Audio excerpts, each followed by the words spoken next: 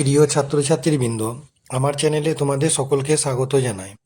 আজ তোমাদের সামনে যে প্রশ্ন উত্তরটি এনেছি সেটি বাঁকুড়া বিশ্ববিদ্যালয়ে দর্শন মাইনরের পঞ্চম সেমিস্টারের প্রশ্ন উত্তর।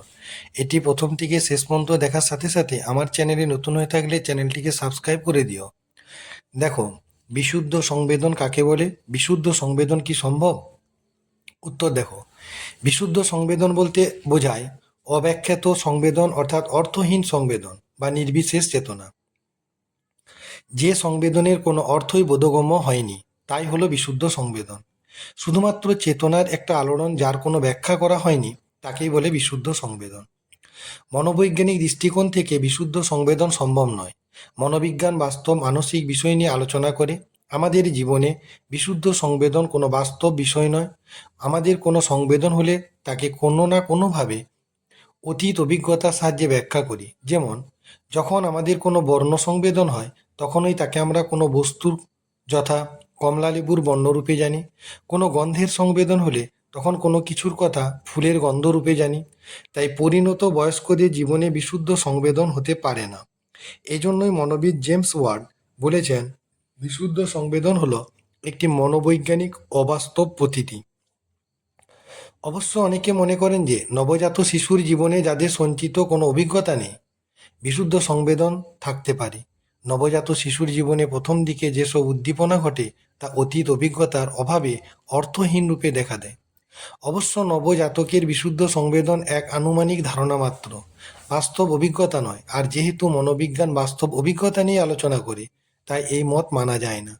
মনোবিদ স্টাউট বলেন, পরিণত মানুষ যখন আত্মমগ্নভাবে চলার সময় পরিচিত ব্যক্তি পাশ কাটিয়ে যাবার পরই অনেক সময় ফিরে তাকায়, তখন তা বিশুদ্ধ সংবেদন। কেননা তখন প্রথমে ওই পরিচিত ব্যক্তিকে কিছু একটা বলে জানা হয়, কিন্তু এক্ষেত্রেও ওই পরিচিত ব্যক্তিকে প্রথমে পরিচিত বলে না মানলেও তাকে মানুষ বলে আমরা জানি। ফলে এই বোধ আর বিশুদ্ধ থাকে না, সংবেদন ব্যাখ্যাত হয়ে যায়।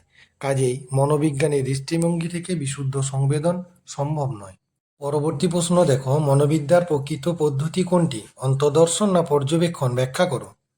উত্তর দেখো, মনোবিদ্যার দুটি মূল পদ্ধতি হলো অন্তর্দর্শন ও পর্যবেক্ষণ। যে অন্তর অবলোকন কোনো মানসবৃত্তি সম্পর্কে বিজ্ঞানসম্মতভাবে জ্ঞানলাভের উদ্দেশ্যে সম্পাদিত হয় তাকে অন্তর্দর্শন বলে। অন্তর্দর্শনের সাহায্যে প্রত্যেক মানুষ নিজের মনে কি ঘটছে তা সোজাসুজি প্রত্যক্ষ করতে পারে বা জানতে পারে। অপরদিকে অপরের দৈহিক পরিবর্তন লক্ষ্য করে তার মানসিক অবস্থা সম্পর্কে জ্ঞান লাভ করার পদ্ধতিকে মনোবিদ্যায় পর্যবেক্ষণ বা বাহ্যমান বা বিষয়গত পদ্ধতি বলে। অপরের মানসবৃত্তি সম্পর্কে জ্ঞানলাভের উপায় হলো পর্যবেক্ষণ। অন্তর্দর্শন যেখানে পাত্রগত পদ্ধতি, সেখানে পর্যবেক্ষণ বিষয়গত পদ্ধতি। অন্তর্দর্শন ও পর্যবেক্ষণ এদের মধ্যে কোনো একটিকে মনোবিদ্যার একমাত্র যথার্থ পদ্ধতি হিসেবে স্বীকার করা যায় না। মনোবিদ্যার উপাত্ত সংগ্রহের জন্য অন্তর্দর্শন ও পর্যবেক্ষণ উভয় পদ্ধতির পারস্পরিক সহযোগিতা একান্ত প্রয়োজন। কেবলমাত্র অন্তর্দর্শনকে মনোবিদ্যার যথার্থ পদ্ধতিরূপে মেনে নিলে মনোবিদ্যার পক্ষে বিজ্ঞানের স্তরে উন্নীত হওয়া সম্ভব হয় না। কেননা অন্তর্দর্শনের মাধ্যমে কেবলমাত্র নিজের মনেরই জ্ঞান লাভ করা যায় এবং কেবল তার উপর নির্ভর করে মানসিক অবস্থার ও কার্যকলাপের কোনো সার্বিক নিয়ম প্রতিষ্ঠা করা যায় না। বৈজ্ঞানিক নিয়ম প্রতিষ্ঠায় একাধিক দৃষ্টান্তের প্রয়োজন হয়। তাই নিজের মনের জ্ঞান ছাড়াও অপরের মানসবৃত্তি জ্ঞান ও জানা প্রয়োজন, যা পাওয়া যায় পর্যবেক্ষণের মাধ্যমে। আবার পর্যবেক্ষণকে মনোবিদ্যার একমাত্র যথার্থ পদ্ধতি বলে গ্রহণ করা যায় না। কোনো ব্যক্তির আচরণ লক্ষ্য করে যখন আমরা পরোক্ষভাবে তার মানসবৃত্তির জ্ঞান লাভ করতে সংবেদনে অপেক্ষাকৃত নিষ্ক্রিয় মানসিক অবস্থা। সংবেদনের ক্ষেত্রে মনের সক্রিয়তা অন্যান্য মানসিক অবস্থা অপেক্ষা অনেক কম। সংবেদন বস্তুকেন্দ্রিক হওয়ায় তা জোর করে আমাদের চেতনার রাজ্য অধিকার করে ইন্দ্রিয় উদ্দীপক হলে সেই ইন্দ্রিয়জাত সংবেদন আমাদের গ্রহণ করতেই হয়।